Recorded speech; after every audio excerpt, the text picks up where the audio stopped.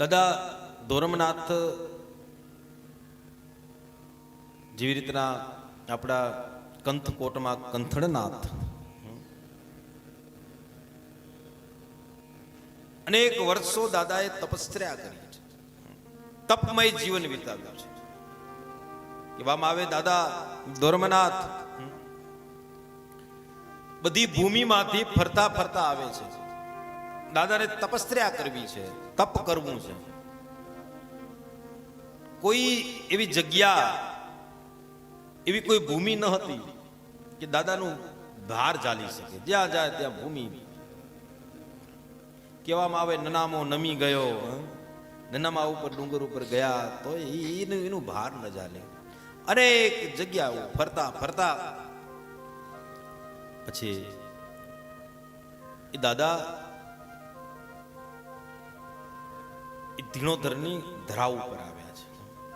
ત્યારે અહીંયા સમુદ્ર હતો, જે આપણું રણ છે ને એ આખો સમુદ્ર હતો, દરિયા હતો.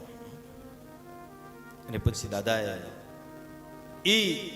એના ઉપર પગ રાખ્યો ને, કહેવામાં આવે કે ધીણોધર જેવી રીતના આપણો જુનાગઢ જેટલો ઊંચો છે ને એવો વિશાળ પર્વત હતો. પણ જેવું દાદાએ એના ઉપર પગ રાખ્યો, એના બે ભાગ થઈ ગયા, તૂટી પડે વચ્ચેથી. અને તે સમયે દાદાએ કીધું, અરે તું તો ધીરોધર. નામ પડ્યું ધીણોધર એટલે દાદા કે અરે હવે તું તો ધીરોધર, એટલે તું ધીરો પડ. અને ભૂમિ સ્થિર થઈ અને નત મસ્તક સોપારી ઉપર, એટલે પથ્થર છે કાળો, આટલો પથ્થર છે. હજી ત્યાં દર્શન થાય છે એના, હજી પણ વિદ્યમાન છે. 12 વર્ષ સુધી દાદાએ ત્યાં તપસ્યા કરી.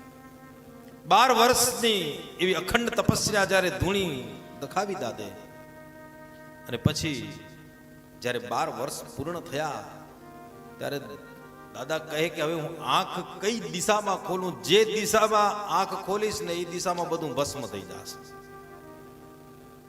દાદા જુએ છે, નજર કરે, બધાએ કહે કે દાદા જ્યાં જોઈએ ત્યાં માનવ મેરામણની વસ્તી લાગી પડી છે, તો આમ તમે નજર ખોલશો તો ગામોના ગામ નષ્ટ થઈ જશે. પણ પછી કહ્યું કે દાદા આ બાજુ એક મોટો ભરેલો દરિયો છે.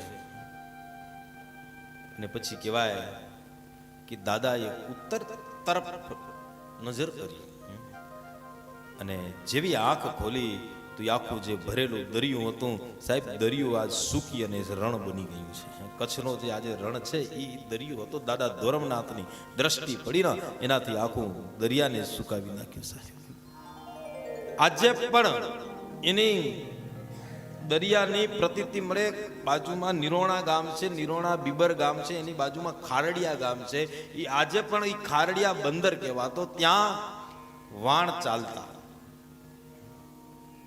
આજે પણ એ વાણના લંગરના આજે પણ નિશાનો છે. ઈ તપોભૂમિ, અને આજે એ તપોભૂમિ ધીણોધરનો પાટોત્સવ ઉત્સવ ઉજવાઈ રહ્યો છે. એટલે હરિદ્વારની નગરીમાં બેસી, હરિદ્વારની ક્ષેત્રમાં બેસી મારા દાદાને હું ચરણમાં વંદન કરું. કારણ કે અમારી બધી પેઢીઓ ત્યાં સાહેબ એ દાદાની પૂજા કરી કરીને અમે મોટા થયા છીએ. મારા દાદા, મારા પિતાજી, એના પાછળ હું, આ બધાએ એ નાથ સંપ્રદાય અને દાદા ધોરમનાથથી સાહેબ અમે બધાએ જોડાયેલા છીએ. આજે પણ ત્યાં હવન યજ્ઞ ત્યાં ચાલુ છે.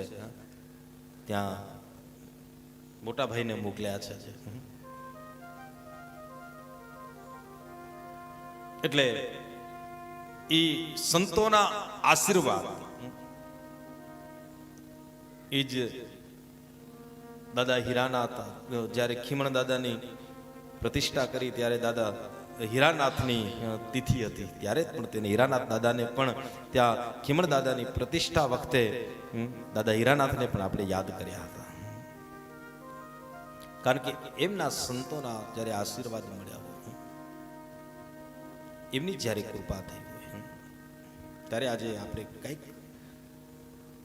અહીંયાથી હું પીરસી શકું છું. એટલે એક વખત દાદાની જય જયકાર કરીએ. બોલીએ શ્રી ધોરમનાથજી દાદા કી જય. શ્રી ધોરમનાથજી દાદા. અને એ જ દાદા ધોરમનાથ